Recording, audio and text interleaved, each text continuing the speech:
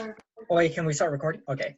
Yeah. All right, welcome everybody. This is Q&A elections. This is the first group, so that means this is academic chair, ACE chair, and historian.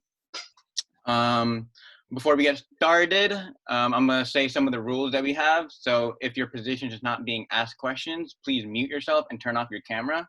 Okay. If your position is up, please unmute yourself and turn on your camera. There's a 2-minute time limit per question, and you can look at Don's screen as he will signal you how much time you have left. So Don, you can show like the signs you have made. Yep. There we go. Oh, my bad. Yep. It's like 1 minute, 30 seconds, and 10 seconds. Yes. The timer will start when you start talking, and the timer will be paused if there are any lag or connection errors. And you can ask to repeat the questions if Anna or I are also lagging, or if you don't understand the question the first time. Can I get like a nod of approval of everyone understand the rules? Any questions? All right. Can you give me 1 second? Let me tell my mom to be quiet. Okay, I'm also sharing the live streams right now.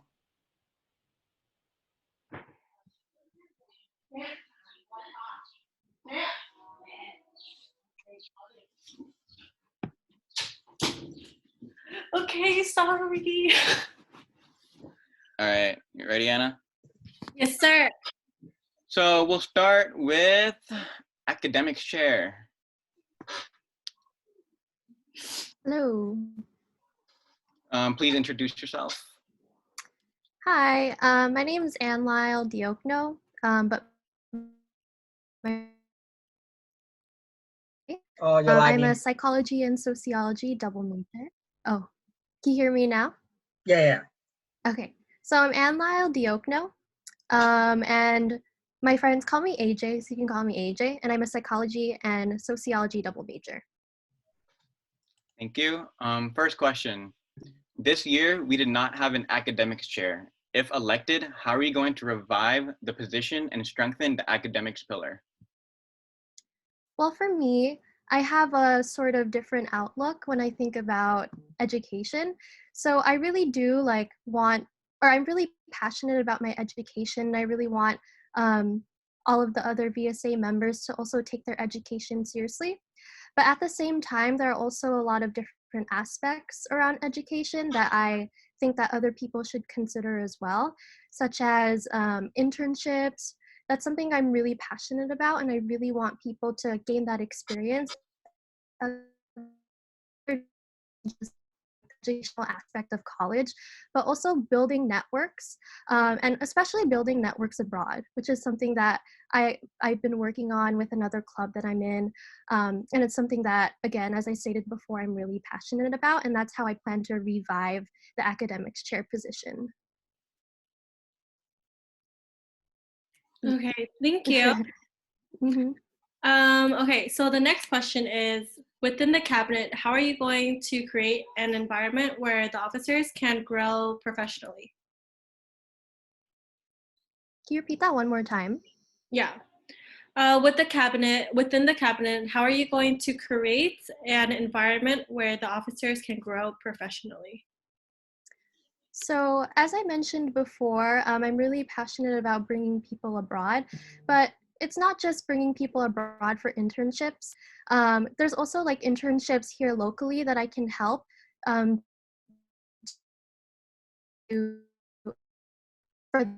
professionally. So I'm really I have a lot of networks in that field. And so that's how I believe that I can help the VSA members grow in a professional manner. Thank you. Last question. The academics chair is in charge of the internship program. What is the goal you have for yourself leading the interns and for the interns in the program? So I've actually thought about that a lot lately. There are some things that I wanted to establish for the internship program in the spring. One of the things that I've been considering was making a sort of award system for the interns. So when we notice that an intern is working really hard and is very dedicated on their task, I think it would be great if we could recognize those members and give them like some sort of award as like an incentive for the intern members to do better, and so for the other people involved who are giving them the tasks to do. I think like just some sort of award system would also be beneficial for the internship program. Another thing that I was thinking about was establishing clear outlines on the duties of what each member should be doing, so that some members aren't left wondering, oh, what should I do this day, or like how should I help with the internship program, but just setting some clear guidelines on like their position, their role, what they should be doing. Okay, thank you. That is it. Thank you. The next position is ACE chair. So can we have all the ACE chair candidates up?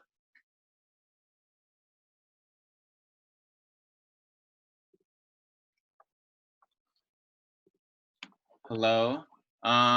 Please introduce yourself, starting with Sally. Hi, my name is Sally. Currently, I'm a second year business human resource major with a double minor in event management and leadership. Hi, I'm Chanel. I'm a third year biology major with a concentration in systems physiology. All right, starting with Sally, the first question is, what do you think is the most important aspect of being an ACE chair?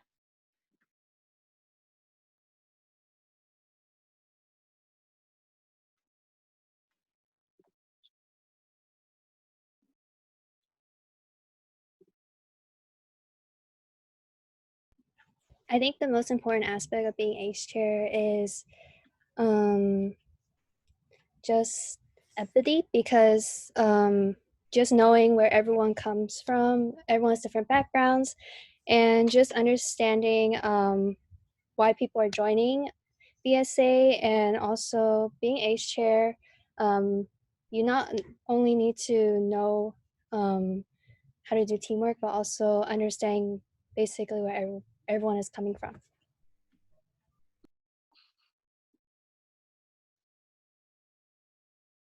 All right, Chanel, you can answer the question.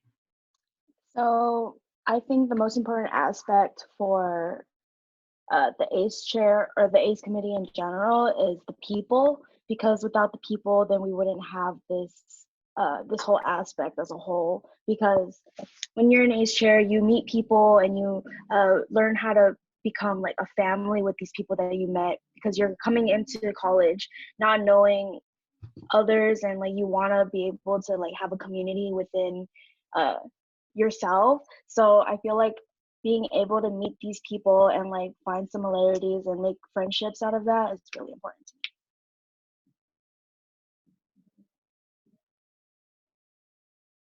me. Okay, thank you. The next question is for Chanel. It is, as ACE chair, how do you plan on forming your committee so that ACE as a whole would be well-rounded and unbiased, such as clicks? And how will you make your team meet those their deadlines?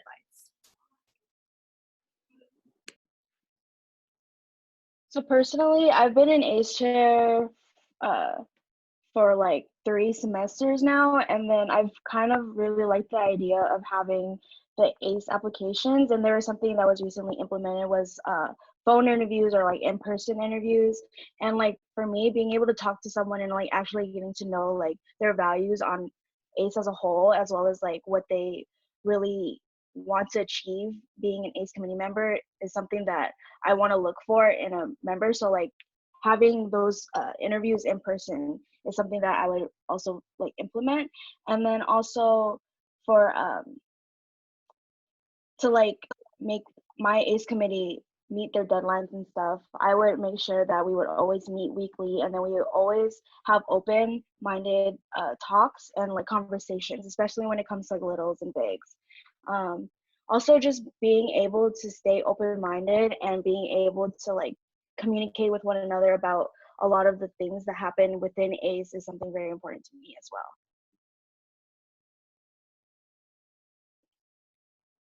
Can you repeat the question?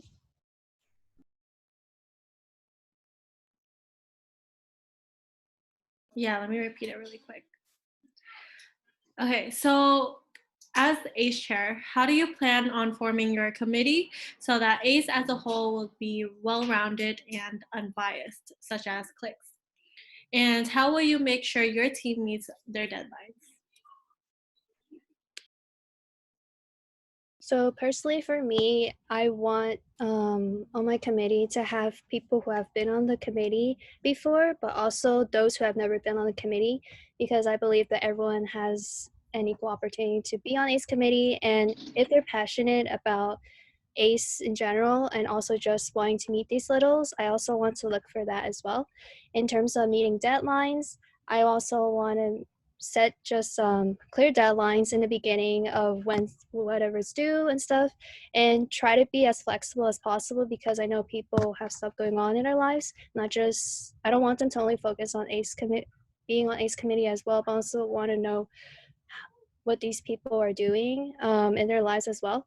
Also, in terms of making sure that everyone doesn't stay on their clicks, I want to emphasize in the beginning how it's really important to meet these littles in the meetings and not just stay on your clicks, and also to just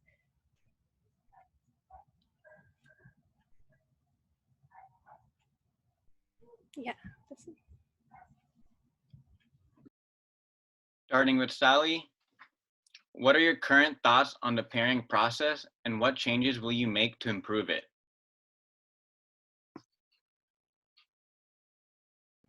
So in terms of the pairing process, I really like how we do send the apps for the littles who are interested, but something that I really want to implement is doing one-on-ones with all the littles. So basically we'll still have our ACE groups, and each ACE group leader will have their own groups, and afterwards they will find the time outside of VSA meetings to talk to these littles individually. And meeting these littles in person is really building that connection, and also it really helps to know the person better.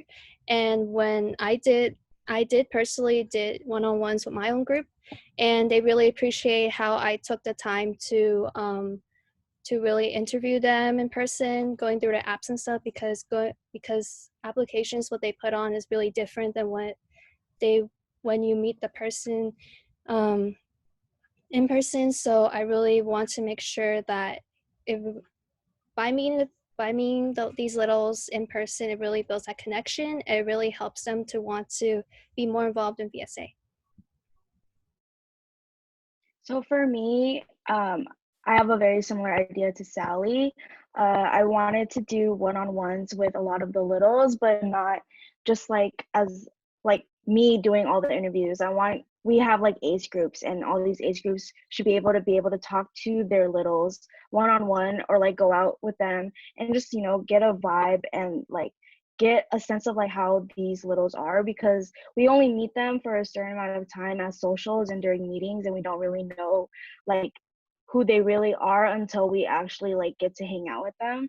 And then also I wanted to start implementing I want to change up the workshop a little bit more to where we're more proactive with the littles, because right now I feel like our workshops for the ACE littles workshops is not as organized as I would expect it to be, because I feel like we're more so highlighting ACE committee and like us like talking about ACE rather than focusing it on the littles. Like we only get about like 30 minutes to actually talk to these littles, and it's not enough time.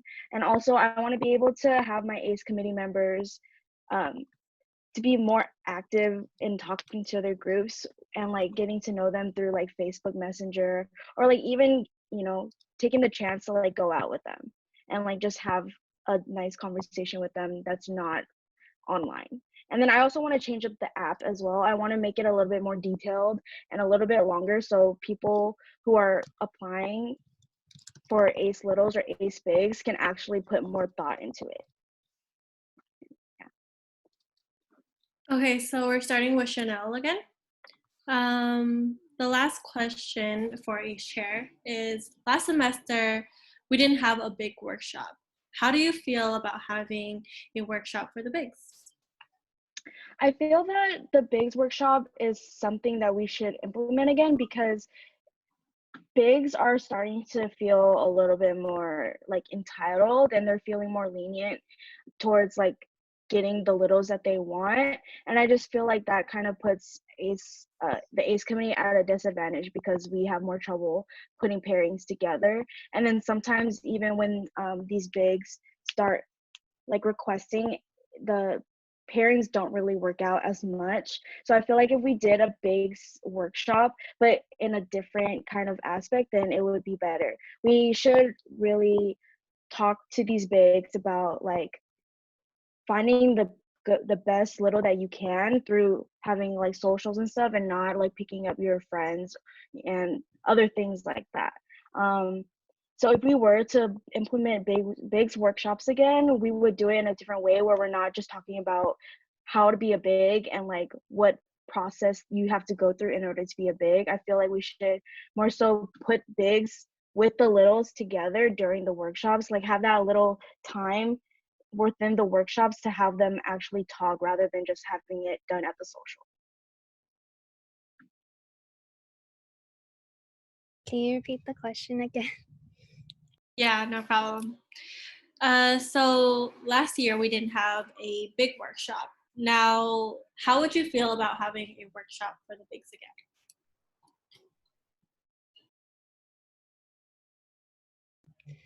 For me personally, I don't think a bigs workshop is necessary. I think the most important is to actually get to know the bigs as well, really building that connection with the bigs. And when you talk to the bigs, you can also talk to them about like the pairing process, and also like just really building that connection with the bigs and see what they're looking for in a little.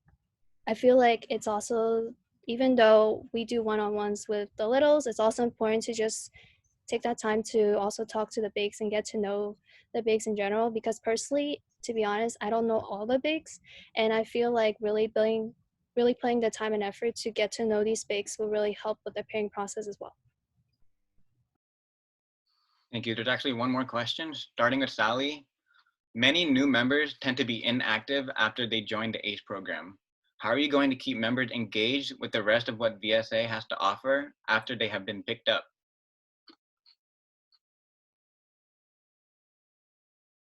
So since we do have the ACE groups and also ACE leaders, I feel like for me, I shouldn't be the only one putting in all the work, because the ACE committee is there to help me as well. And I want to, because currently I'm doing my ACE group where I do keep them updated still, and I want to tell my ACE committee to also just remind them constantly to keep these littles updated on what's going on, and also just to make sure these ACE group leaders are also checking up on the littles as well, because that's really appreciated. I think the biggest thing is having a connection when you first start out in being an organization as big as VSA.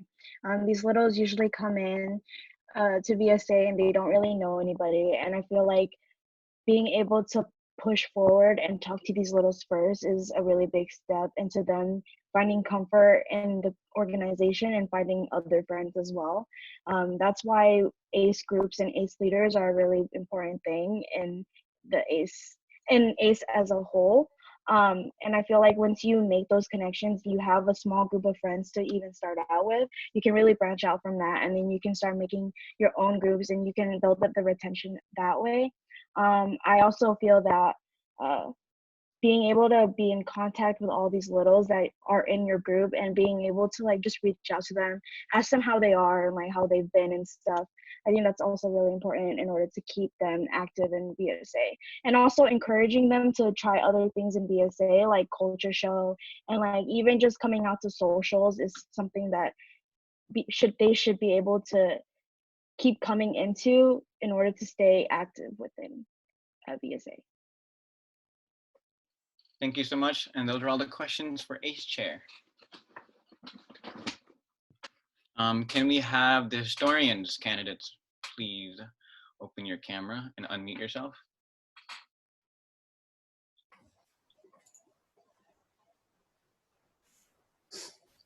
All right, so please introduce yourself, starting with Tan.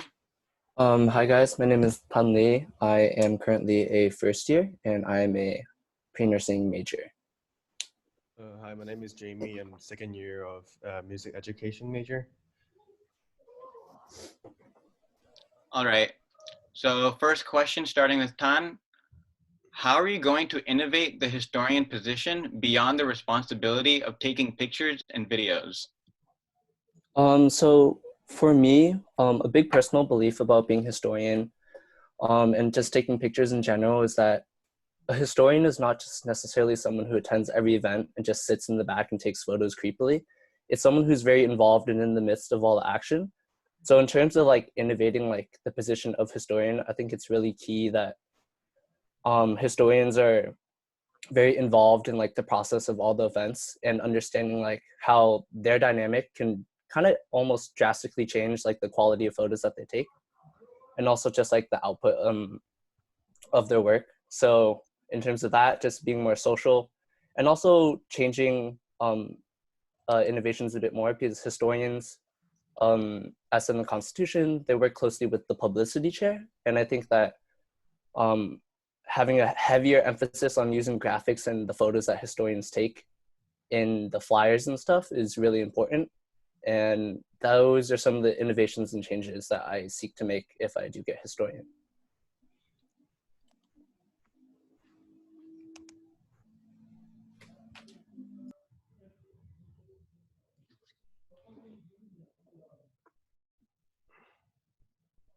Jamie, you may answer the question.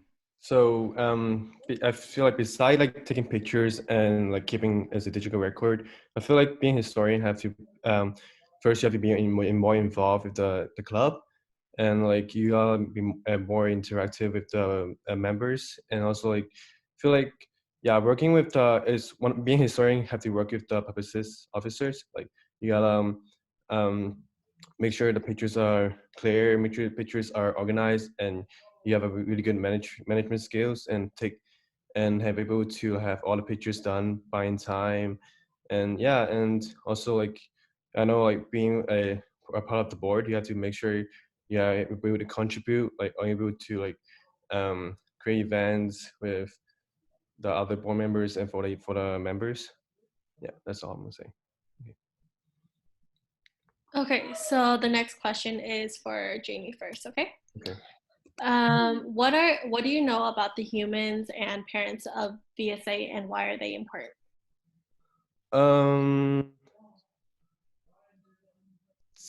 By interviewing, I feel like hold on. Let me see. I remember last time one of my friends got interviewed, and then basically he was telling others like how they feel about like VSA, how they feel about what they do in VSA, how VSA changed, how joining VSA changed their lives. And basically, I feel like being a historian is really important to like to record all the things that they do, and yeah, and yeah, I think that's all.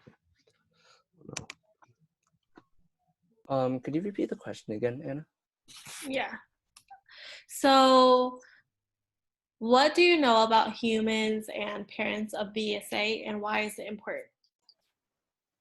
So personally, I actually don't know a lot about humans and parents of VSA other than seeing like the occasional Instagram and Facebook posts I've seen. But from what I can tell, I think it's something that I definitely want to look into more and something that I actually would like to focus a lot on, since I do specialize in portraits a lot more too.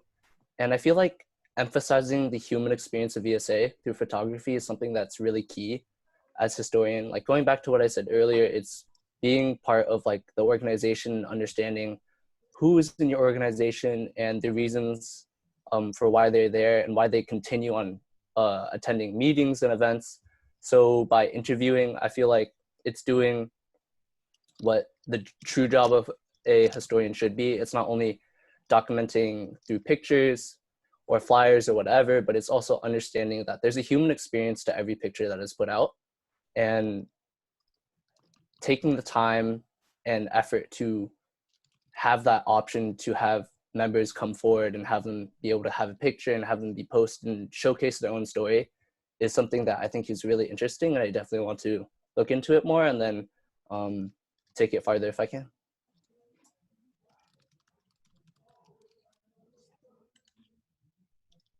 Third question, starting with Tan. What inspired you to pick up a camera and start taking photos or making videos?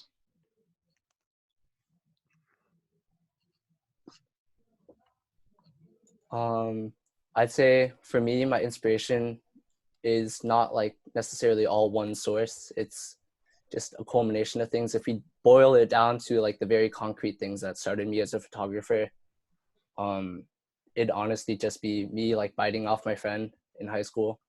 But in all honesty, like photography over the years is something that I've grown to love as a hobby. And although I don't plan on pursuing it as a profession, I definitely love it as a side hobby. And I think it's very therapeutic for myself and sometimes for other people, because being able to showcase quality and effort through your photos is something that I try to do every time with my photos. And as some of you may know, I really don't like when my photos don't turn out well and I won't post them, or I'll re-edit them. So I think it's just the process of being able to strive closer and closer towards perfection, whether that's photo, whether that's video, graphic design, rendering, all these like hobbies, like it's just another gateway for me to be able to continue improving.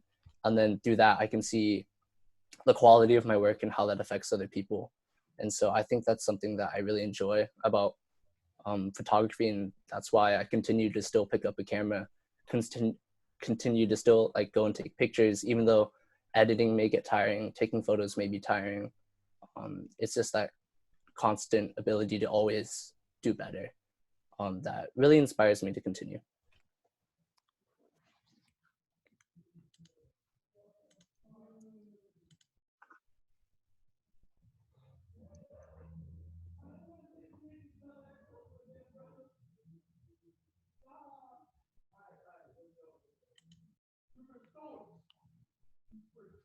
You can answer the question. Oh, can you repeat the question again?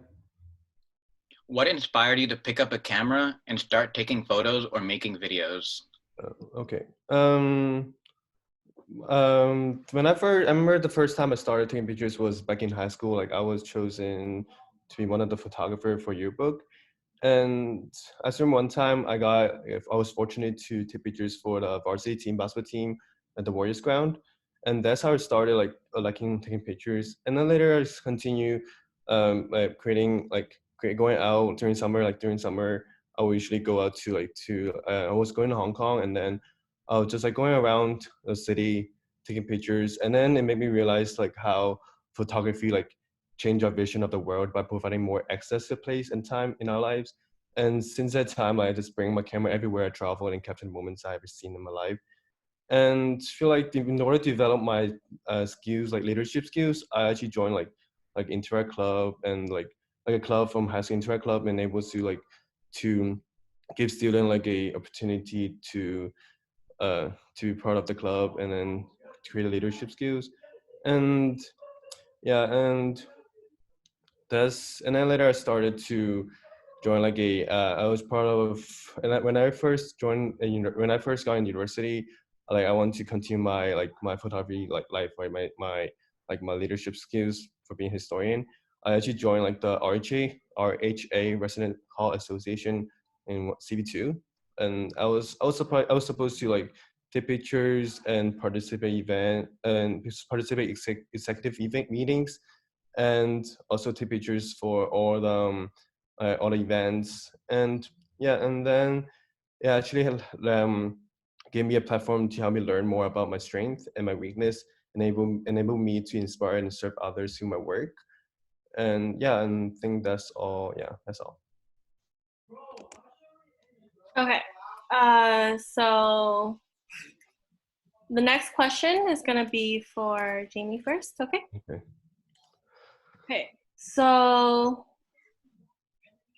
as in the fall semester, there might be a possibility that there is no in-person events due to online classes. So what is your plan of action taking this obstacle, knowing that your role revolves around taking pictures during these events?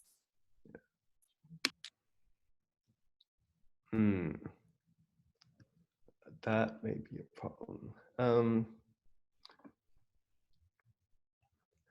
I feel like I remember you guys were doing like some TikTok videos and also like playing games. Maybe able to like record all those stuff and then put like videos and maybe create some events that involve with photography. Maybe like a photography challenge. Like actually no, you can't go out. Maybe like a I don't know, maybe like do something photography related and create an event online and then just share like maybe like a challenge and yeah, then that's maybe one of them ideas I might do.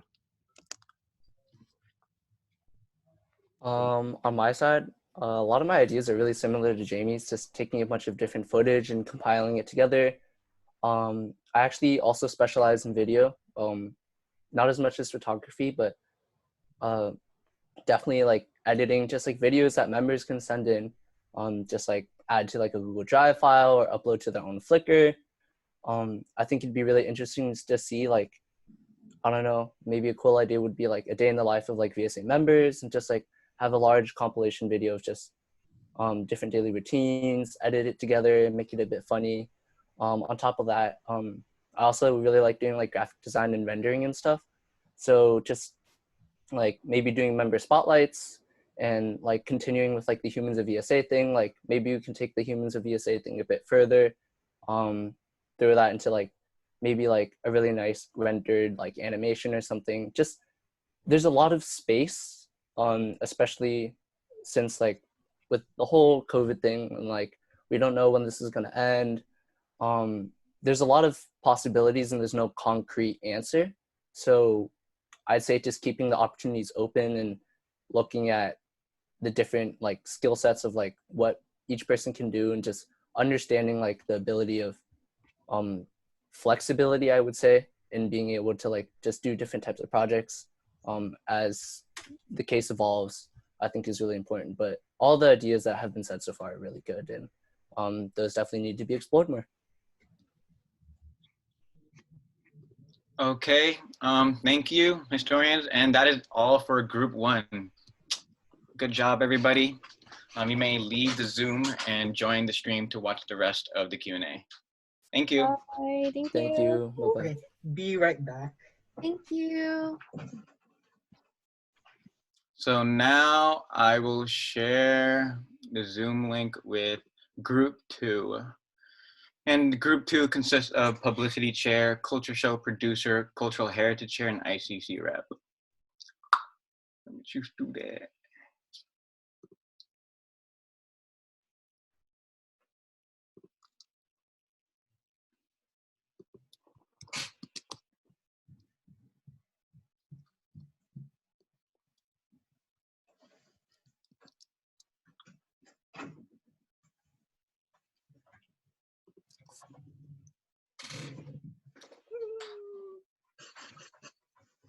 Welcome back, Don.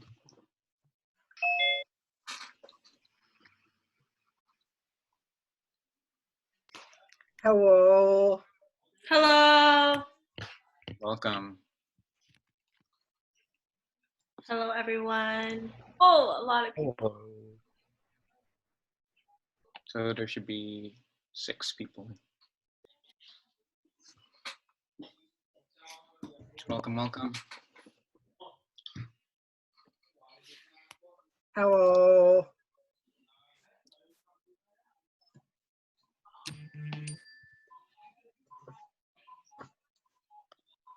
Okay. All right, everyone's here. Hello. Hello.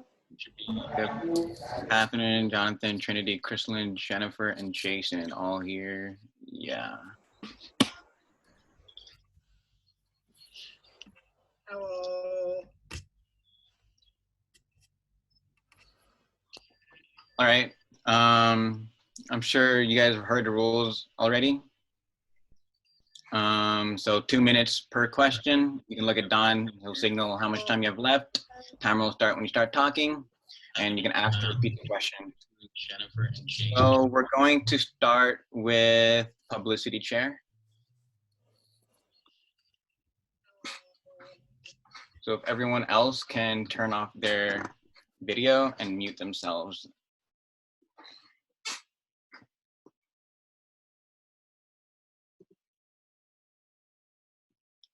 Perfect. So Publicity Chair candidates, please introduce yourself. Starting with Catherine. Okay. Hi, my name is Catherine. I'm a first-year computer science major. Hi, I'm Jonathan. I'm a business marketing major, the first year. All right, so first question, starting with Catherine. As Publicity Chair, you're solely in charge of running our social media platforms, but it goes beyond just posting announcements. How do you plan to make these platforms more engaging for general members?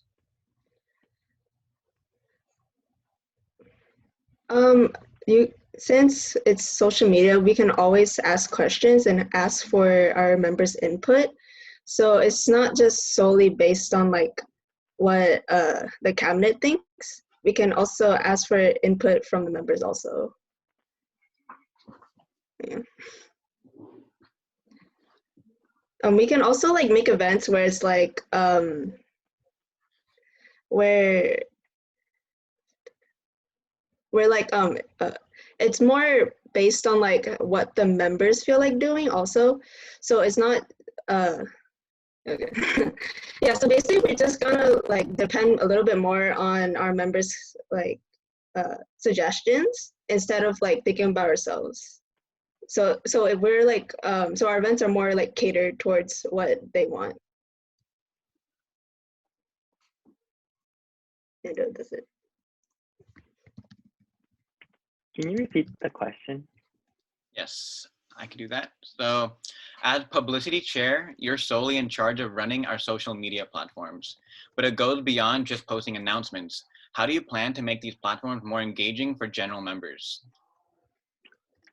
Okay, so besides posting like flyers and announcements, to make our platforms more engaging, we could post like, maybe like, we currently have like the challenges where like, oh, tag a member who you missed, or tag a member like that sort of thing, but do challenges for VSA so people can post things. We could post,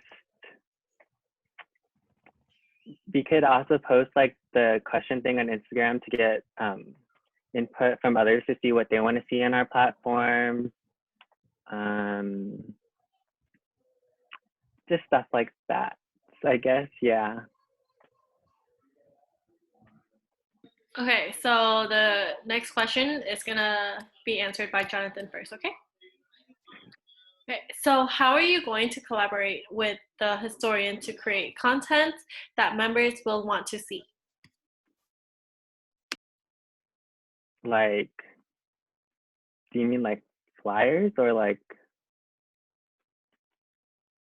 Just the general, like generally being paired up or collaborating with the historian on the events. Sorry, I'm confused on the question. Like, so basically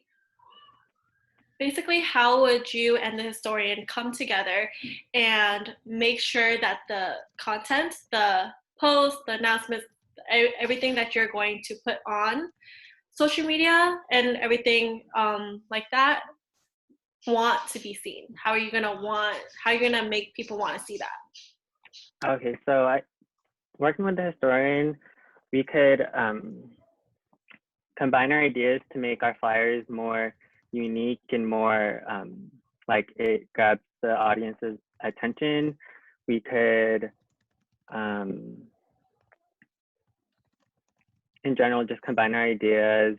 We could talk to other cabinet members to see their ideas too. we also could research for more other like apps to use to make our flyers, because different apps have different like perks to editing. Yeah. Is it my turn? So I would think, what I could do to collaborate with historian is to like market like a fun environment. So since the historian takes pictures or like videos of like past events, we can use those to like hype up our next like gathering. And also we could like make more like images or like on our posters to make it like pop out more so it catches the attention of our members. And we also can like we can also hype it up through like constant like advertisement of our next bonding or like events that we might have. And that is all. Okay, thank you. Last question, starting with Catherine. You are tabling on 7th Street for VSA. Explain what VSA is about and why they should join to a new member. So our club has our 4 pillars, and they're culture, social, community, and academics.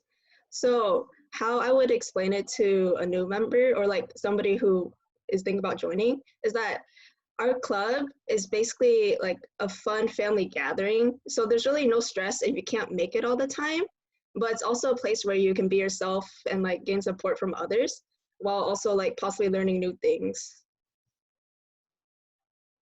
Yeah.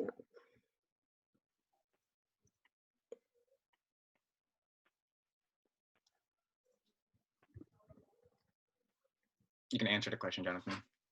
Oh, okay. So going off of what Catherine said, I would say VSA is a place to socialize. You can meet new people. You can develop new skills like leadership, like running for cabinet. You can network.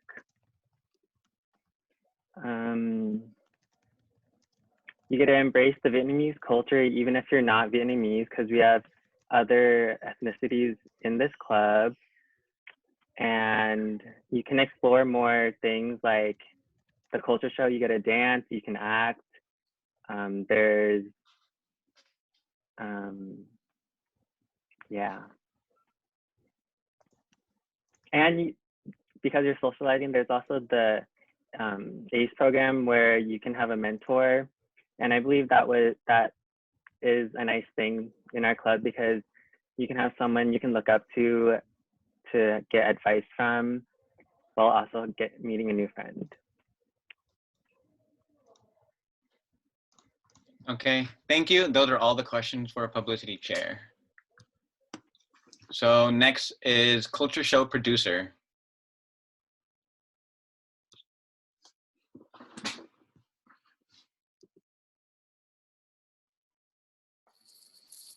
All right, so please introduce yourself, starting with Crystalline. Okay. Hi, I'm Crystalline. I'm a current first year and I'm a child development major.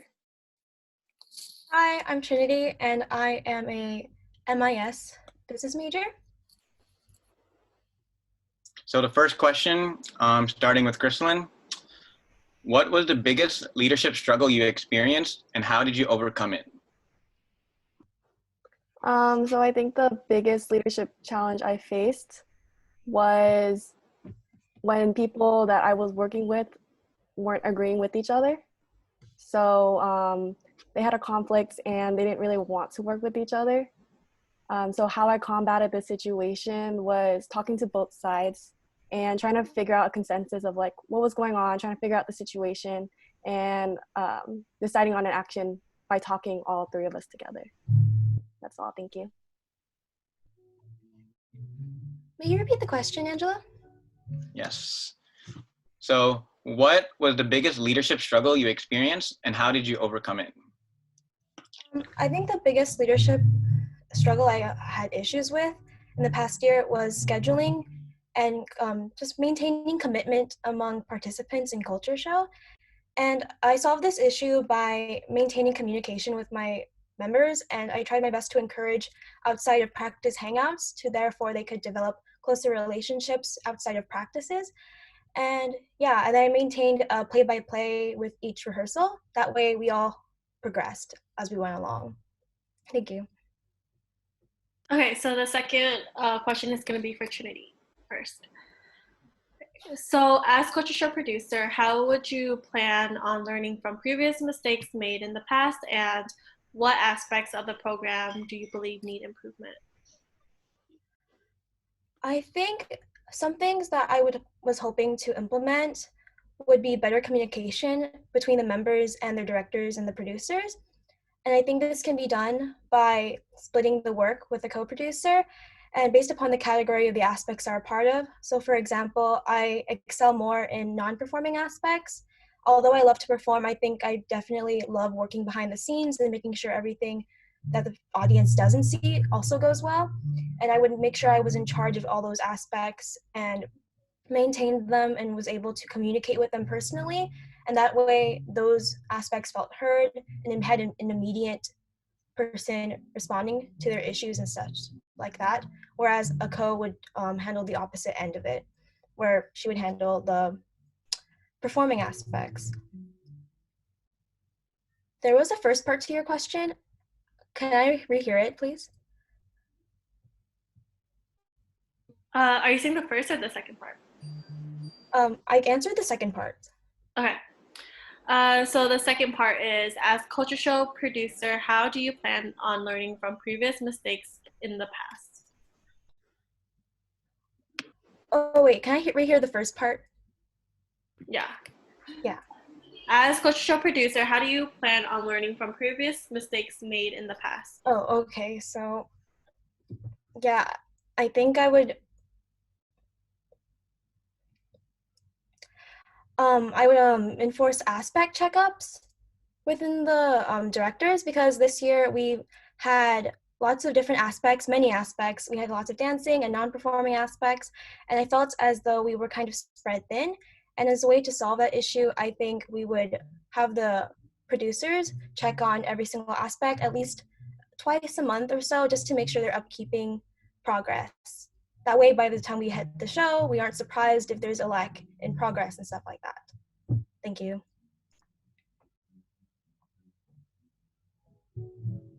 Anna, could you repeat the whole question, please? Yeah. Okay, so as culture show producer, how do you plan on learning from previous mistakes made in the past? And what aspects of the program do you believe needs more improvement? So similar to what Trinity said, I definitely want to enforce director and committee checkups. So checking in with them once or twice a month, just making sure that progress is okay. And I'd like to have better communication with everyone. So there are certain aspects that may be working together more than others, like props and acting. I want to make sure that the directors of these aspects are in communication with each other as well as with me and my co-producer, so that everyone has a full understanding of what's to be expected in this show. And there was another question. The second question is, what aspects of the program do you believe needs improvement? I think the aspects themselves are pretty decent. I'd like if there was more emphasis on the acting aspect next year, because it is a very big, important part of the show, and it is what's showing like the overall theme of the show. So I'd like to put more emphasis on that and making sure that acting is like together.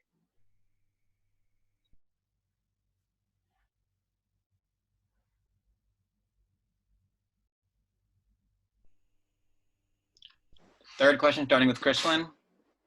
This year's cabinet has decided to allow the possibility of 2 culture show producers to enhance the program for the participants. With this recent change, how are you going to deal with any clashes you'll have with your future co-producer in decision making? So before we even get into anything serious within the position, I think it'd be beneficial if we set down like guidelines, like maybe sign a contract between the two of us, indicating like how we would solve any issues. And in addition to that, yeah, just like set guidelines to make sure that if we ever do fall into a conflict, like these are the guidelines to follow, some sort of constitution to make sure that we know how to try to understand the other person's point of view.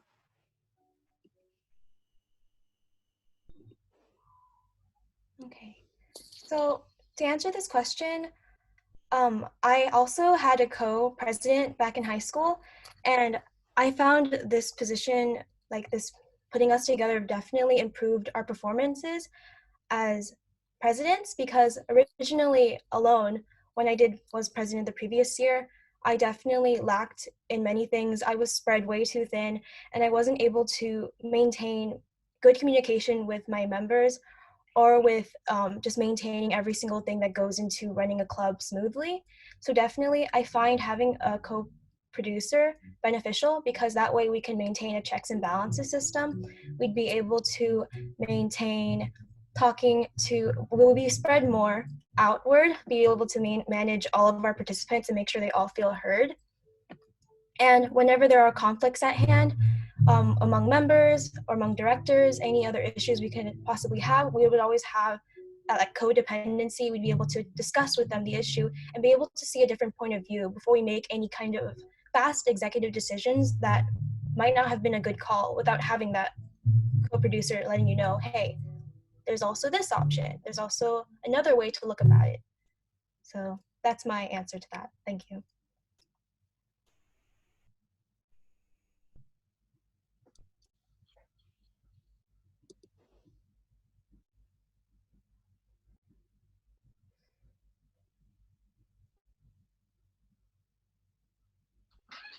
Anna? Oh, sorry. Okay, so if elected, list 3 people who you may want to be part of your committee of directors. What would what would be their roles, and why did you choose them? And this would be for Trinity first. Did you say what would 3 roles be? I'm so sorry. It kind of cut during the beginning of the question. List 3 people who you may want to be part of your committee of directors, and what would their roles be, and why would you choose them? As in personality types or people from the club? Oh, depends on you. I think it would be people in the club. The people in the club? Yeah. Yeah? Okay.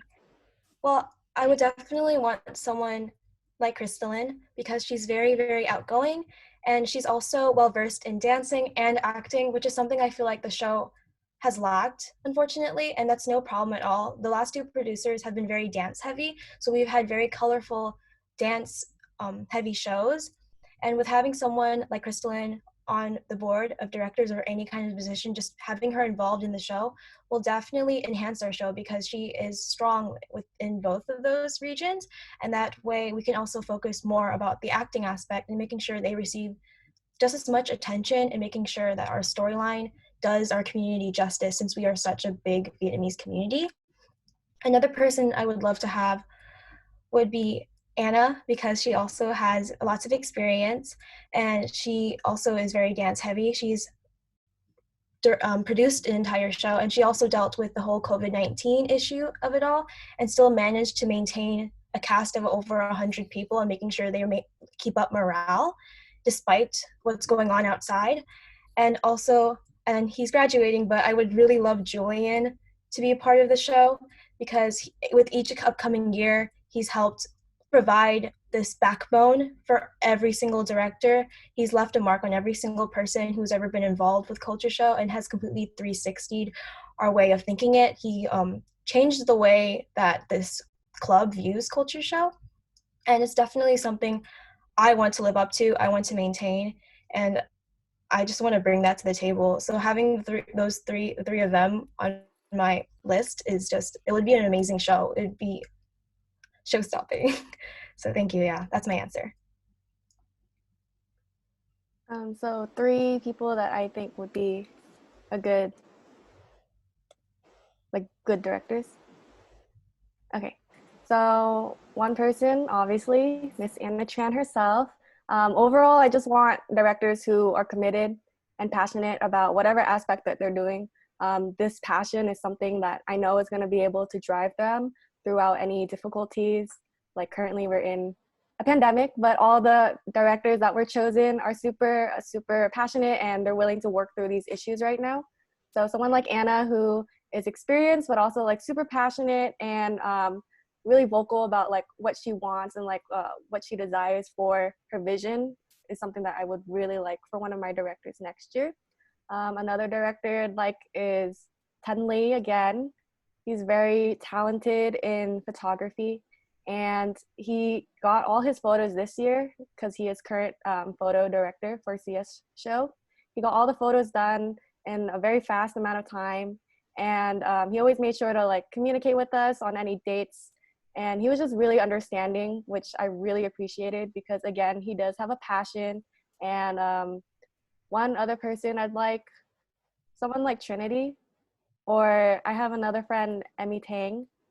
They both are very passionate about acting and also very knowledgeable on how to like direct actors in general. And having people who are experienced in this craft would be super important because the skit is essentially like the theme of the whole show. So it's essential that the director of acting would be able to give people the show that they could truly understand what we were trying to convey. Thank you. Okay, thank you. Those are all the questions for Culture Show producer. Can we have Cultural Heritage Chair candidates go up? Hello, can you please introduce yourself?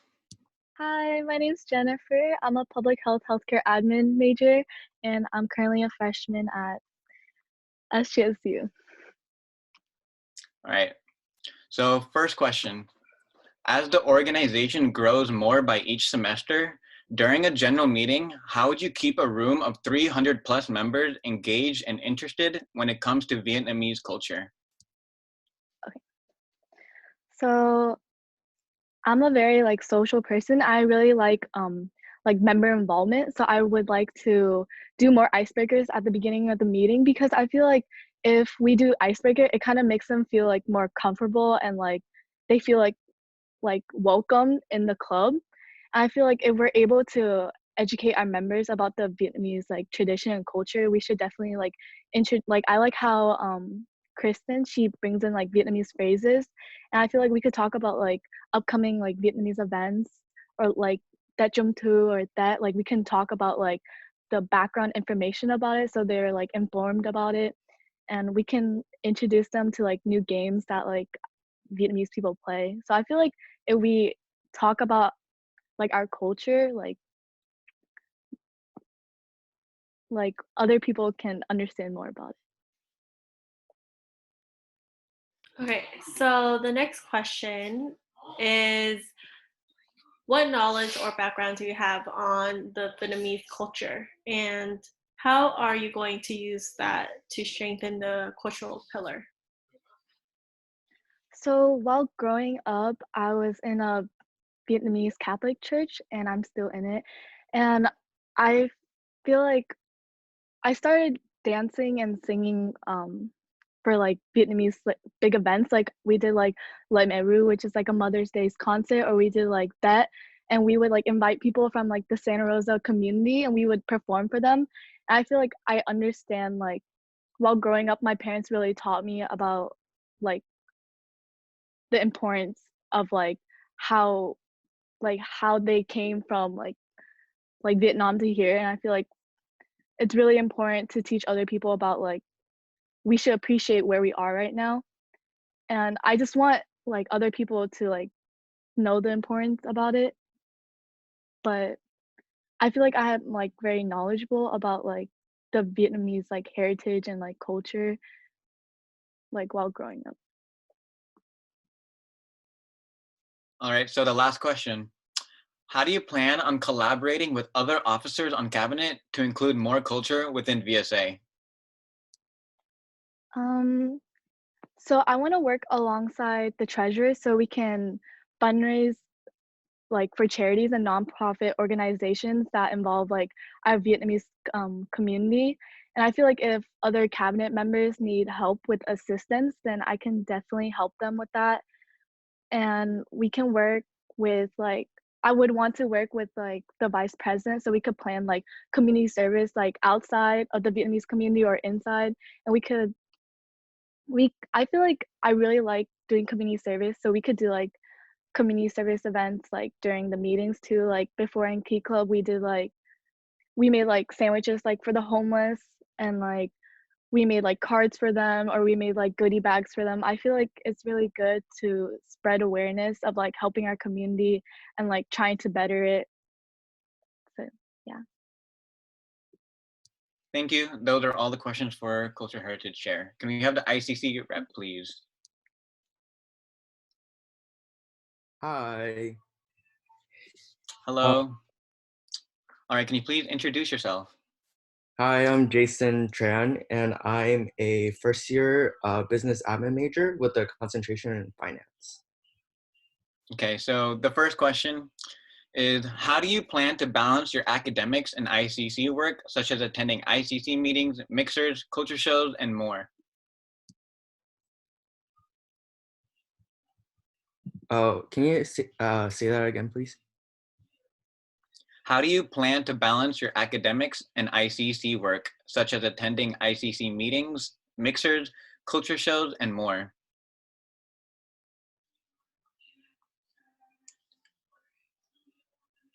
I'll be balancing my work by like putting all my academics first. So like whenever I get assignments first, I'll get those out of the way first so that I can I will be prioritizing academics first, and then whichever comes with ICC, I'll be attending all those meetings, and just like really managing my time to make sure I have my academics done first, and then my work and as a position ICC along with SJSU.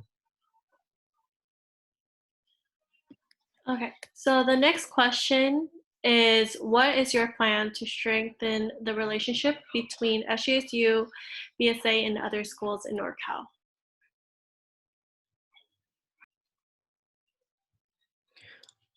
I'll be working with the IVP and other NorCal representatives. So I would like to have like more enjoyable and like memorable events that these all the members from the other schools can go to, and have like a good environment that everyone can feel comfortable in. Okay, so the last question. You go to another school's VSA event and you meet someone who asks about SJSU VSA. How would you describe SJSU VSA to this person?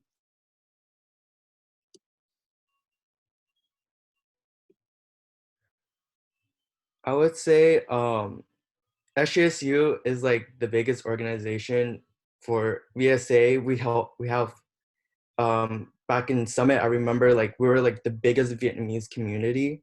So I would say like it's an environment where everyone can like meet new people. They can learn about new cultures, about the Vietnamese culture if they aren't Vietnamese, and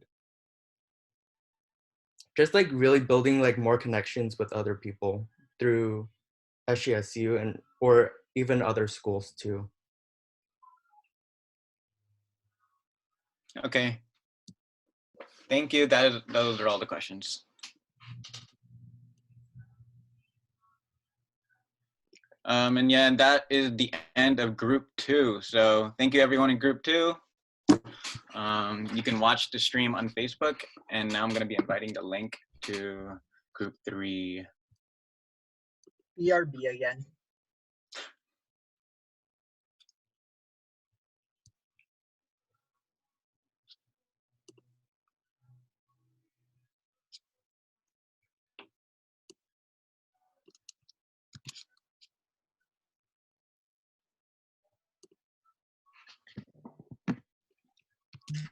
Is this the last group? Yeah, last group. So this is keyboard. Whose ringer is that? Is that country music? Thank you. Thank you. Let me listen to it again. You want to hear it again? Hello, Green. Hi. Hello, Judy. Alright.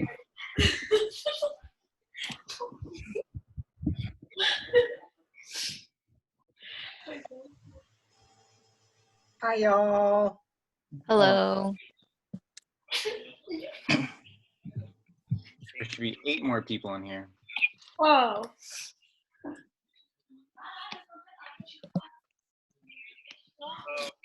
Welcome, welcome. Hello. Sun disappeared. Hi, y'all. Hello. Oh man. 8 more people in here. 8 more? That's so many. I think we're just missing Kim. Is she in here? She was here. Sun disappeared. While she gets on, I'll go over the rules really briefly again. Hello. So 2 minutes per question. You can look at Don's screen and he'll signal you how much time you have left. Timer will start when you start talking. And you may ask to repeat the question. Hi, I'm doing. So first position we're going to start with is treasurer. Sorry. So have everyone else mute yourself and turn off your video. So 2 minutes per question. You can look at Don's screen and he'll signal you how much time you have left. Timer will start when you start talking. What was that feedback? And you may ask. So first position. Let me just.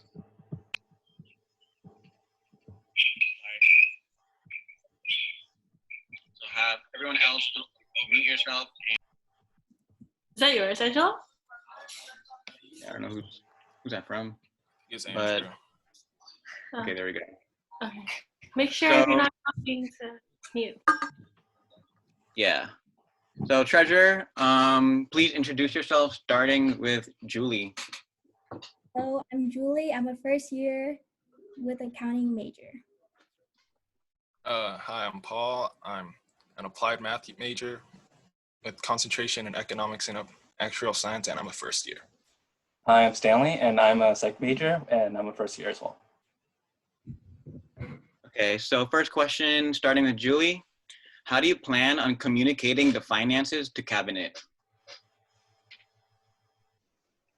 How I plan to communicate the finance to the cabinet would be, so when we collect money from other members, I would be able to track it and put it down on like a sheet and stuff, and I'll just calculate everything and keep track of it on like a budget sheet, and therefore I can like share that with the cabinet members, and if they have any questions or concerns, they can ask me and I can reassure them with what they need help with and stuff. So yeah.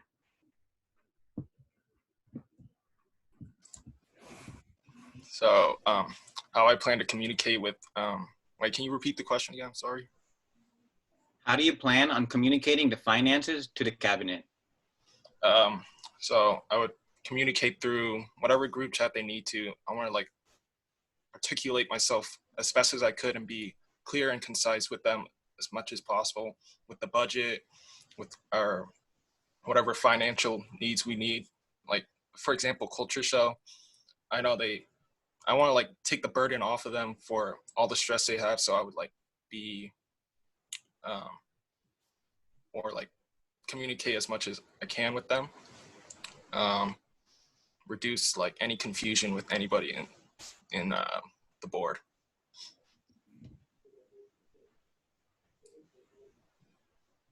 Can you repeat the question one more time? How do you plan on communicating the finances to the cabinet?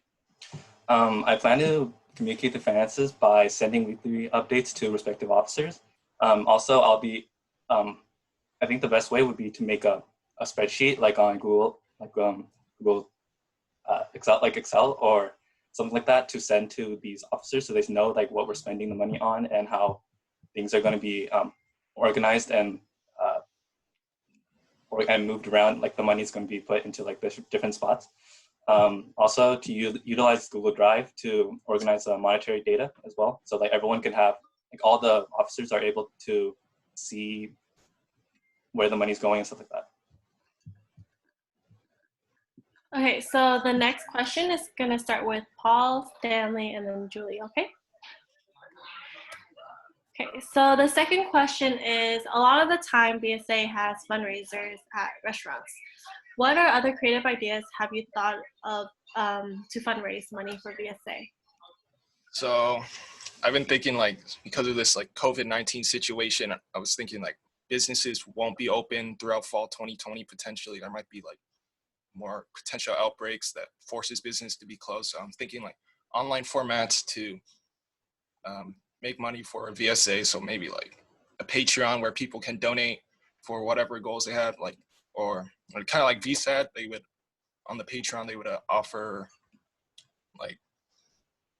dates or whatever they do on VSAT on a Patreon. Or like I also found out like there's ways that on Amazon you can link like people. There's like this program on Amazon where you would like for example, it would like members of the VSA can like use this program called, I'm sorry, wait, give me a second so I can check you.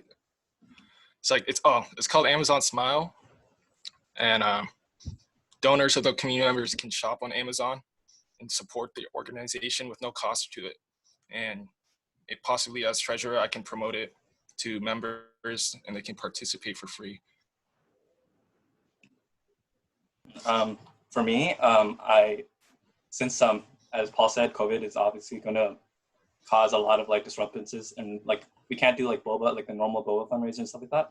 So the things I've thought of, or I've seen a lot of other clubs and like brats and stuff do, of like bingo cards where like you post on your Instagram story like a picture, like not it's like a bingo card, normal your birthday bingo card, and each of them has like a challenge or like has something that like you can give a shout out or something, and then you pay money for that. Like people would Venmo you money, like $3, let's say, and then it would have like a position on the bingo card for you to do something that correlates with it.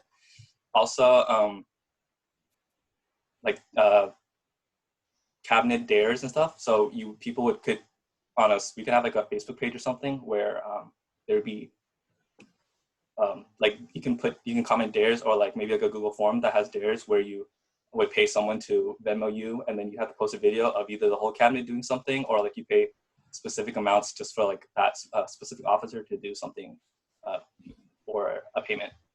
And also you just have like normal like Venmo donations, like if anyone would just want to support with any, like just they wanted to like help support the club, they can just pay for anything like that. And we just have it like, we have like reminders of like these donations that you can make to support the club. As for me, I agree that we also should do the VSAT where you kind of auction off of like cabinet members or just any general member. So this way we can like generate some money. However, I don't think we really need to incorporate that just yet because we're not certain of this quarantine is going to last very long, or in the meantime, we don't really need that much money. However, another idea I do have set is if we were to continue with school, I wanted to actually raise money and awareness about our club and our culture. So I wanted us to sell green waffles on 7th Street and be able to talk more to people about like our culture, our foods and stuff, because I know a lot of people generally really like food. And same thing with another thing I would want to implement is like maybe have like a thrifting day, because a lot of people nowadays actually like style and fashion. So some clothes that you might think is not like useless, it's like useless to you, someone else might want to buy off of you. So that way we can also help raise money for our club. Starting with Stanley, Julie, then Paul. The last question is, an officer bought materials for an upcoming event without giving you any notice. They asked for reimbursement after the event. What do you say to them? This is a pretty simple question. So if they didn't keep a receipt or anything, like they spotted without anyone say anything, you just don't reimburse them at all. Like it's part of the club where like you should have, like, if someone should have told you to buy something. Like if they told you to buy something, you can buy it. But then if you bring it on yourself to buy something, it's usually like in high school. When we did that a lot, we just denied them the reimbursement because we didn't specifically ask for it. So even though like we don't want to do that, it's just how it is. Like you can't reimburse them. They didn't have if they weren't needed to do it in the first place. Can you repeat the question, please? Yes. So an officer bought material for an upcoming event without giving you any notice. They asked for reimbursement after the event. What do you say to them? If I never asked them to buy the stuff for the event in the first place, I probably would say no to the reimbursement. However, if they do want their money back, I'll probably tell them, if you have the receipt, like, can you please like return it or something like that? Because I believe if they don't need it, or neither do we, there's like no point of really keeping that item. So in a way for them to like be happy would be to get their money back through returning the item. So can you repeat the question? Yes. An officer bought material for an upcoming event without giving you any notice. They asked for reimbursement after the event. What do you say to them? So they probably bought the item for like with the intention to like benefiting the event. I would probably ask them why they bought it first and see the receipt. But I would just want to know the reason why they bought it first and ask them. I would probably reimburse them anyway.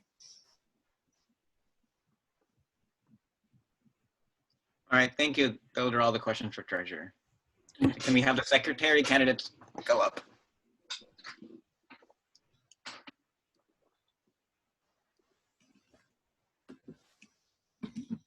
Hello, Irene. Hi. Can you please introduce yourself?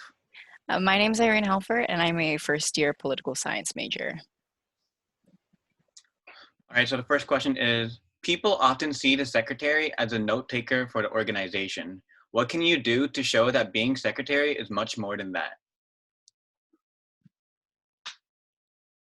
I think what happens, I think the byproduct of my work, at least with the cabinet members, how efficient we work as a club will kind of show the importance of the secretary, not just as a note taker, but as a functional part of VSA as a whole, and that it truly is important to have someone that can keep things in file, keep members in check, keep officers in check, and just let the members know that there is, I guess, a mediator to keep everybody sticking to their word, if you will.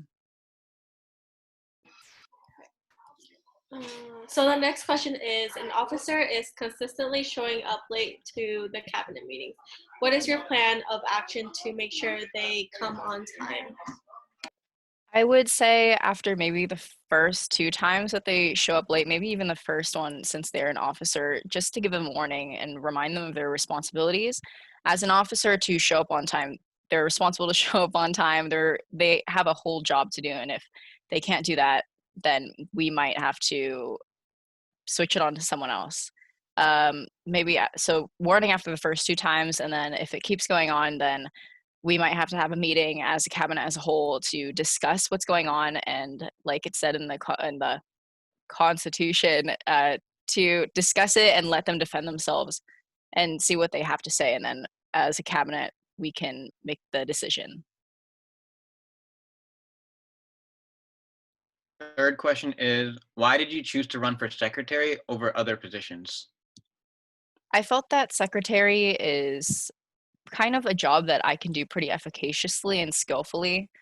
I I organize day to day. I don't have official expertise in this, but we all organize and we all find out what works for us and what doesn't work for us. And I'm very strict on what is efficient, what is not efficient, what works for me to what doesn't work for me. And I'm constantly striving for self-improvement, for other people's improvement. And since VSA has given so much to me for VSA's improvement.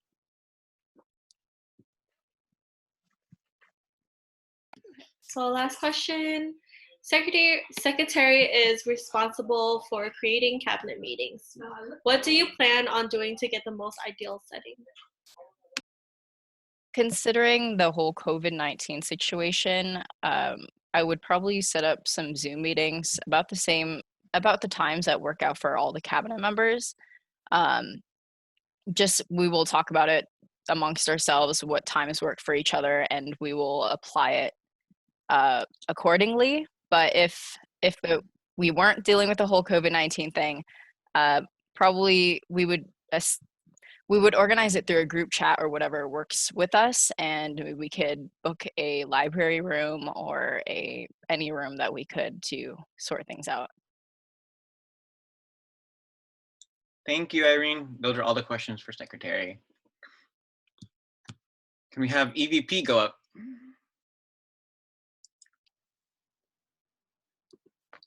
Hi, can you hear me?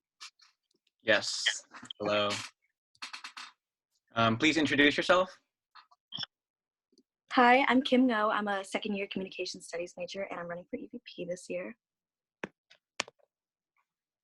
So the first question is, how will you help and encourage members to get involved in the community?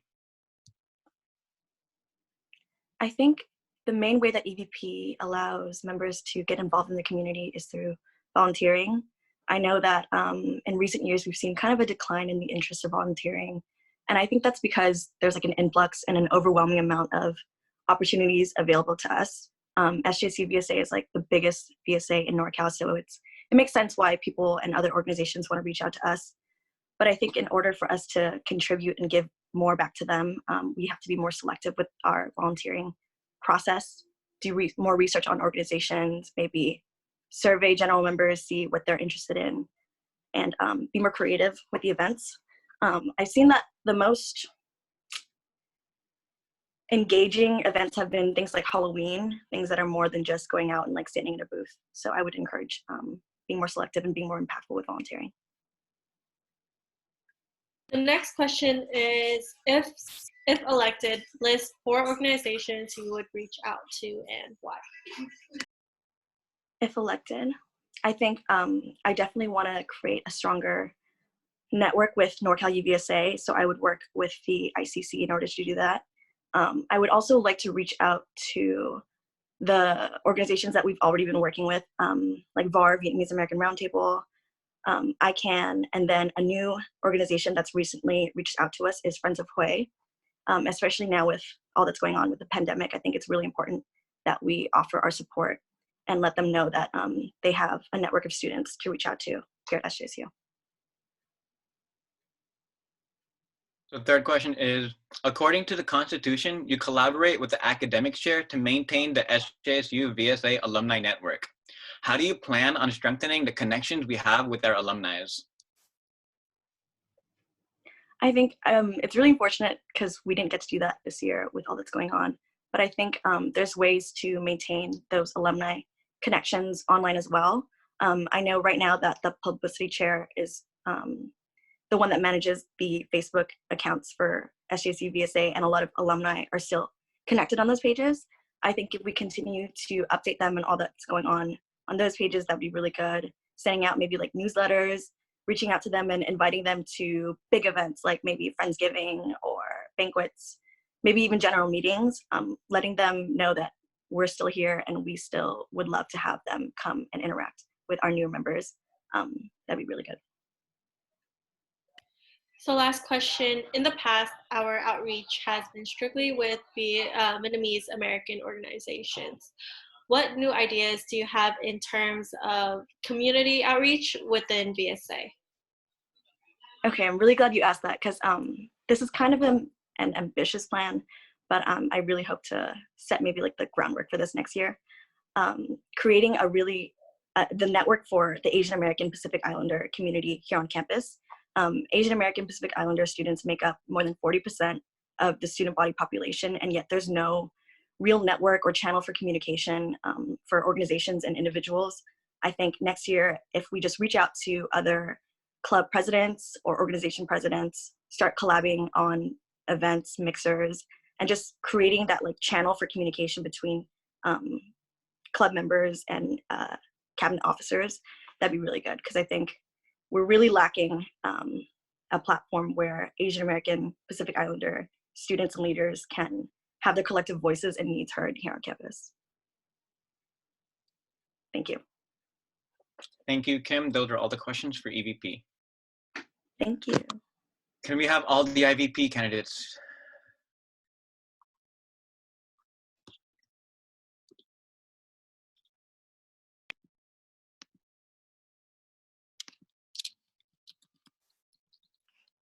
And hello, Andrew and Chanel. Can you please introduce yourselves, starting with Andrew? Oh, it says in a chat, Andrew, his video has been stopped. Okay, here we go. Okay. Okay, so my name is Andrew Nguyen. I'm a second-year history major. I'm this year's ICC Representative and Blue Fam Head. Hi, my name is Chanel again. I'm a third-year biology major, concentrating in systems physiology. So starting with Andrew, what are your plans to improve the bridge between families and create more inclusiveness?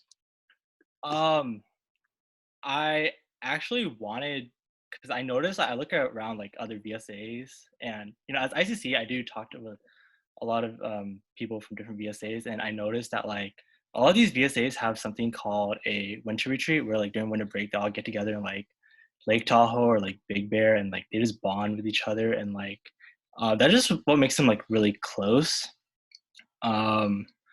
Like they all tell me that like they never felt like the club's cliquey, and like they actually bond most at winter retreat and all that. And I just want to implement that because I know we're a big club, but and I see like some exclusiveness, but like I know like it's not practical that like we could like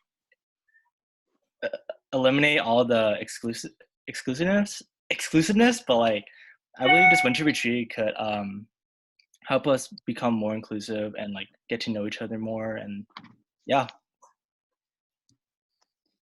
So for me, I think being inclusive and being able to befriend others in different FAMs is very important because, and we can do that by encouraging more mixers to happen within VSA as a whole, and not only to encourage like FAMs and like FAM heads to like hang out with each other, but to hang out with other FAMs and like to get to know FAMs that you're not really familiar with, because we usually do mixers with like FAMs that are always like together, because I've noticed like red FAM and yellow FAM are always together, blue FAM and green FAM are always together. I feel like if we were able to actually like mix it up sometimes, like every week or so, have a different mixer every week, then it would increase the inclusivity within the club. And I also like Andrew's idea of having a winter retreat. That'd be really interesting to have. And if the time ever comes where we could have like a small retreat, or even having events that cater to like all FAMs, like winter or like the FAM Olympics, then that would be really nice as well. So the next question is going to be for Chanel first. Okay. So whose happiness do you prioritize first? The general members' happiness, the family head's happiness, or your own happiness? Definitely the general members' happiness first, because the general members make up what VSA actually is. I feel like FAM heads and like myself would just be the backbone of caring VSA so the general members can have a really good and enjoyable time in VSA. And also the general members are what make VSA up, and they're the ones who can bring things to the table while we're there to support them and there to help them create communities and families and friendships for themselves.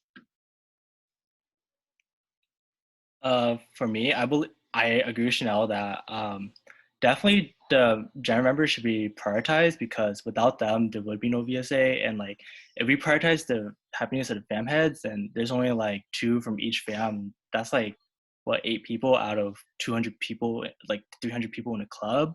So yeah, without the members we wouldn't have VSA.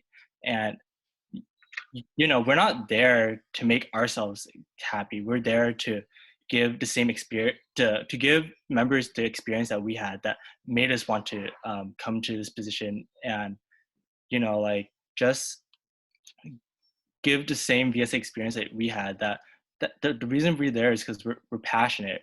We want to give the same experience to everyone.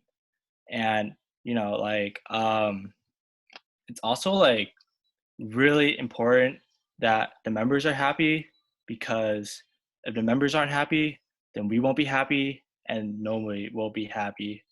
And yeah.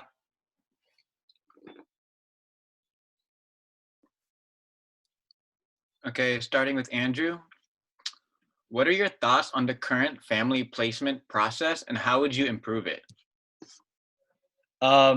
To be honest, like I've been through 3 different family placements when I was advisor last year, where ACE committee decides family placement, and I was, as fam head, I was part of family placements for this entire year. And you know, like I don't believe it's like perfect. Like, you know, it's just like really hard to like, you know, make everybody happy. Like, and we're all human, like, so we can't be like perfect.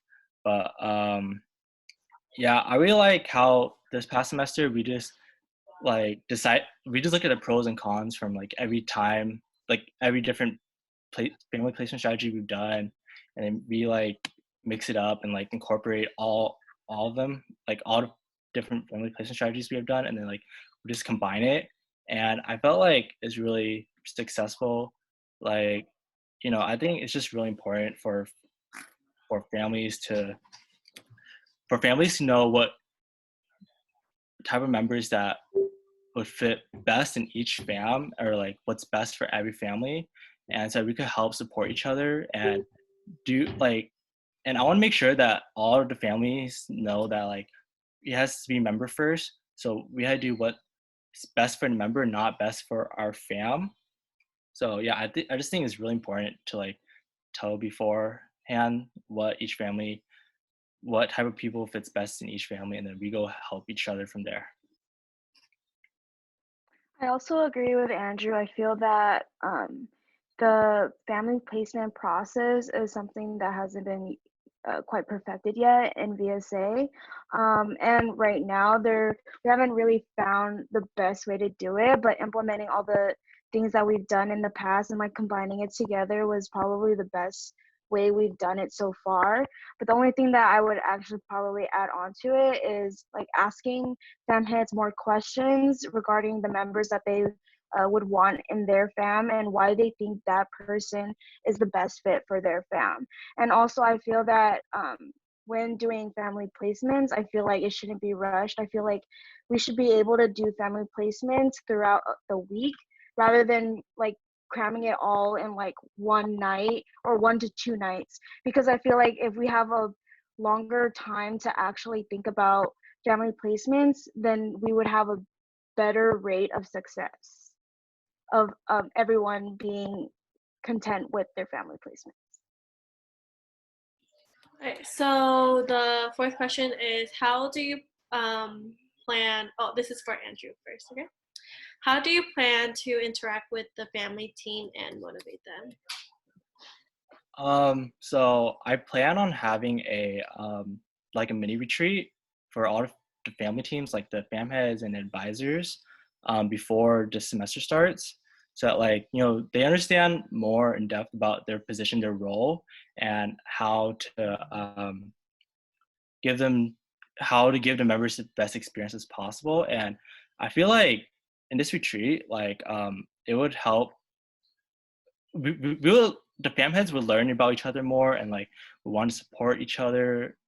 You know, like we all say like color doesn't divide us, but like, you know, I personally like don't really like, I'm mostly there for the family experience, not really for like winning family semester or anything like that.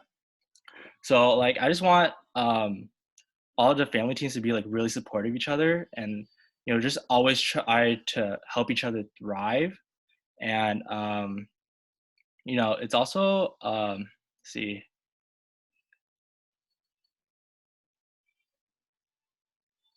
I think it's like, and I also want to have like before semesters, like every family has like a hangout of their own, like a bonding time of their own and all that, so that they could like throughout the school year, they could like, it's easier for them to work together, and like, you know, it just flows a lot better. Like I just learned this like based on like cabinetry. Like if we didn't have cabinetry, we would not have like worked together as well as we did this entire school year.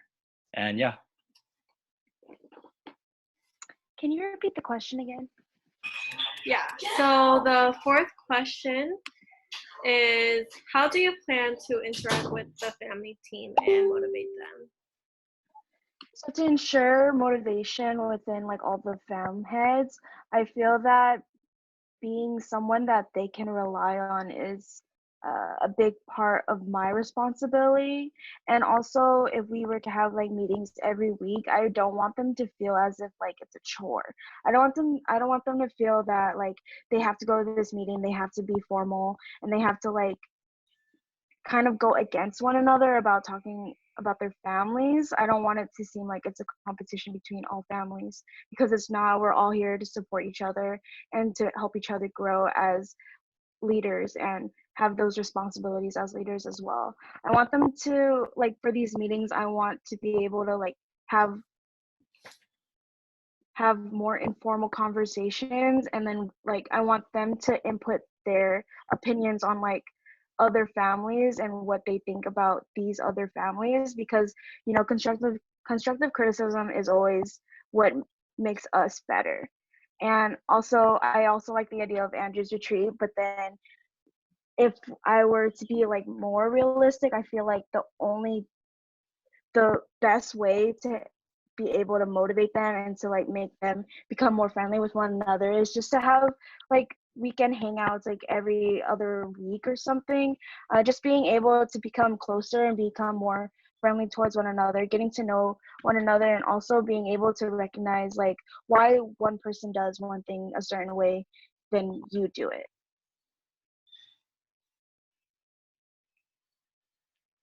So the last question, starting with Chanel.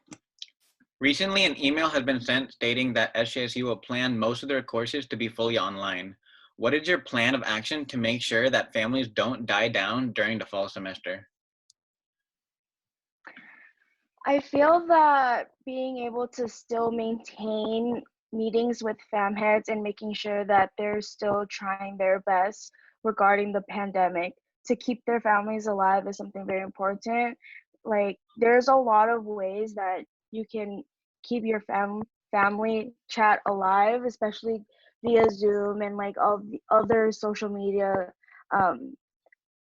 outlets. And I just feel that like this pandemic shouldn't stray others away from feeling motivated to still be active in VSA. I feel that if we're able to normalize this sort of outlet, like social media outlet, then it shouldn't be too complicated for general members to also take part in it as well. Can you repeat the question again? Yeah. Recently, an email has been sent stating that SJSU will plan most of their courses to be fully online. What is your plan of action to make sure that families don't die down during the fall semester? Usually, like from what I've seen, fam heads are usually most are usually most motivated in the beginning of school year because they just got this role and they're just really excited. So I think it's like really important to keep our family chats alive, our family spirits alive, especially. So if it does get moved to online, like we won't have like some events, like we can't eat out with each other anymore, or like we can't like do like luau, but so like they could go over Zoom, just like start talking, like, or they could like all like how we have meetings every week where we just do a new activity. So like one week they could be like playing Club Penguin or like watching like a Netflix party, and that would keep the spirit alive for the next year. And I also want to like keep in check with the fam heads every single week to make sure that they're keeping their family chats alive by like requiring like some type of like social, or it could be like a mixer even actually with other fams. And I want to like work with CAB to determine a way to find like an online social that we could do as a whole club together. And yeah. Thank you, Andrew and Chanel. Those are all the questions for IVP. Can we have the president candidates go up? All right. Going. Hello, Derek. Can you please introduce yourself? Hi, everybody. My name is Derek Nguyen. I'm a finance major, and I'm a second year right now. All right, so the first question is, what does being a leader mean to you? List one strength and one weakness you have as a leader. Okay, being a leader to me means that you are inspiring your team. It's not about being the best or about being the face. It's about being someone that can inspire the rest of your team to really motivate and work toward a goal. Because as a leader, you're supposed to be the person that gets your team toward the goal. Like the title doesn't mean anything. It's just whether or not you could influence your team to really work toward the goal at the best way possible. And I think being a leader is about just inspiring your team and making sure that they're working cohesively together. And one strength of mine when it comes to being a leader is that I will always reach out and make sure and try my best to really gather the energy and motivation of the team. And I'll always do my best to really go out there and talk to my team members and let them know, hey, like this is our goal, that's what we got to do, and whatever it takes, like if you got to take a break, or if you really need to, like, if you want to go for it, then let's do it, right?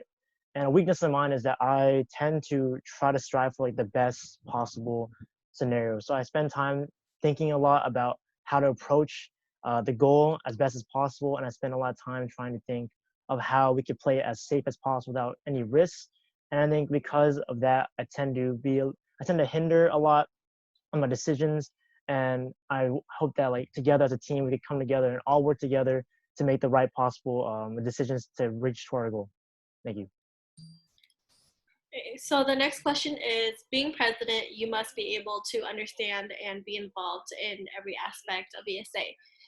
In the past, how have you contributed to the multiple aspects of VSA, including the 4 pillars, ACE, culture show, and UVSA? So I'll start off with the ones that I haven't really interacted with as much. But when it comes to culture show, I was really interested in participating in culture show when I first joined VSA, but I joined in spring 2019, so I wasn't allowed to participate. But I went and attended culture show, and I really enjoyed the show, and I really wanted to bring new things to culture show as for next year. But then I was elected as cabinet, and I just didn't have the time to participate in culture show. But I really love culture show and what it does to the club and what it does for the community, and I really want to participate like when I have the time and the time for it. And then for UNASA or UVSA, I went to my first UNASA conference last semester, and I really loved it. I loved all the speakers and meeting all these people from other VSAs, and it was really nice to see what VSAs outside of SJSU, how they interact, how they approach VSA and their ideas and what they want to do. And I think collaborating with all those other VSAs outside of SJSU really lets us broaden our horizons and what we can do and what we should do. When it comes to social, I was IVP and Green Fan Med, so I've done a lot of planning for the social events, and I've attended a couple study sessions hosted by Don as we grinded finals last semester as well. Thank you.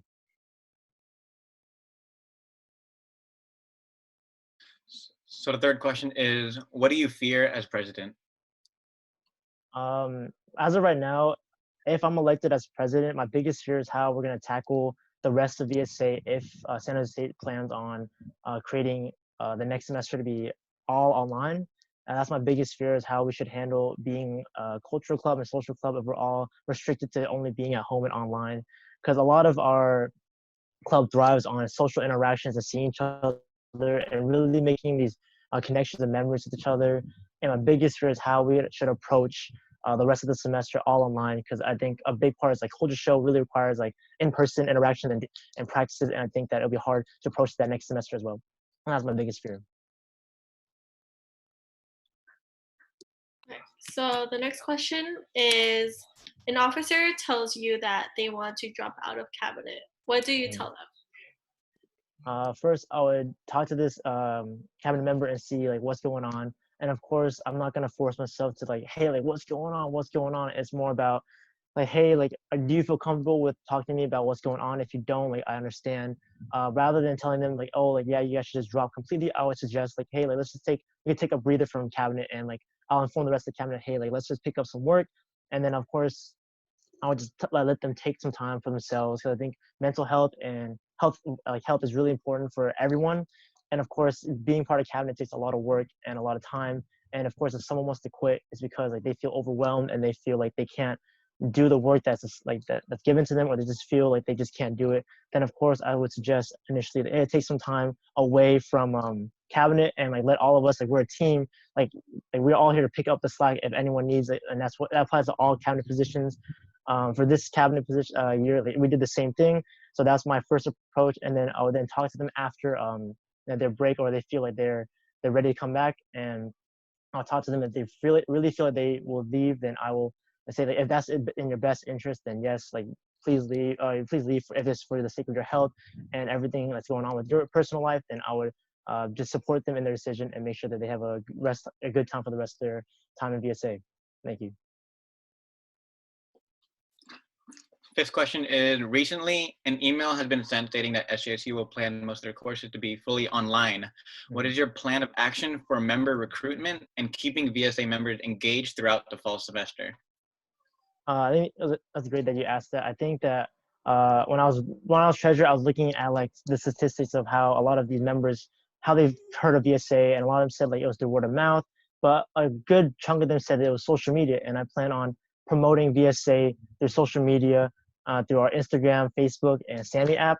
I think when a lot of new incoming students go to SJSU, they might feel like they don't have like a platform to go to. So I think social media is going to be the prime target of where they're going to see like how they could really implement themselves into San Jose State. And I want to blast social media with like VSA and create like a nice compilation of like everything that we did, like how like our historian has done like individual events. I would like to combine that all as like a whole VSA experience for people that just joined SJSU. They don't know what to do, but for next semester they have an idea. Like, oh, like, look at this club, and like they look super fun. Like, how about I try and join them? And and as IVP, I was also working with other family teams of how to like keep the fam chats and families alive throughout the quarantine process. And we've been working through a lot of ideas. Like right now we have our VSA esports that we're planning on doing, and there's a lot of participants in that. And I would just be consistent with the family teams. Like, hey, I'll work with the IVP as well. Like, hey, like check on your fam teams. Like, let's just keep going, keep planning like these fun online events for everyone. Like, there's a lot of things that we could do online with each other. So of course, I think that's my first goal, first attempt to how to keep VSA alive for the if we have online fall semester. Thank you. The last question is, how do you want your year as president to be remembered? So in other words, what kind of legacy do you want to leave? It's great that you asked me this question, because this is part of my platform and what I want to do with VSA. For VSA, I want my legacy to be the VSA that really took a lot of chances and was kind of fun again. If VSA is like still able and like SJSU did not make it online, I want to do a lot of creative and fun and new things with VSA and take chances and really try a lot of new things. Because I think for the past couple of semesters, VSA has gotten a little repetitive with what we've done. And a lot of members have grown a little tired of that. And I think for this year, if I'm president, I would like to be a lot more fun, do a lot more fun things, and kind of explore and go past just San Jose and like going to plazas. Like I want to do a lot of fun and creative things that a lot of new members might be looking forward to that they haven't got the chance to. I just want to be a really fun and exciting VSA, and that's what my legacy. That's what the legacy I want to leave for VSA. Thank you. All right, thank you, Derek. And those are all the questions for President. And that wraps it up for our VSA Q&A. Looking on the stream, we got a whole 27 people watching. So thank you, people on the stream, for watching. So all you guys, all y'all can leave the Zoom, but we're just gonna conclude it here. So obviously this will be on the VSA Facebook page if you wanna rewatch the Q&A. And we'll also post that on YouTube too. And so we're also gonna have voting forms released next Monday, and that voting form will last throughout a week so all the members can vote on these candidates. We will also have these candidates turn in a video submission for their speech. So it's basically a replacement for how we would do in-person speeches. And we would also be posting that on Sunday. So those of you, all the general members, I really suggest you to watch each and every candidate and listen to their platforms and their vision for VSA next year. But yeah, so just look out for any more updates on elections. And for all the members, here watching, I really want you to take this seriously, right? Because election, this is potentially your future leaders of VSA. And that means that next year's VSA will depend on them and oncoming. So please take this seriously. Don't vote for someone just because that they're just your friend or anything like that. So yeah, anything else, Don, Brandon, Anna want to add? Am I missing anything? But yeah, all right, if that is it, we can end the live stream, Brandon. Thank you everybody for watching. Thank you candidates for answering those questions. Good job. Bye y'all.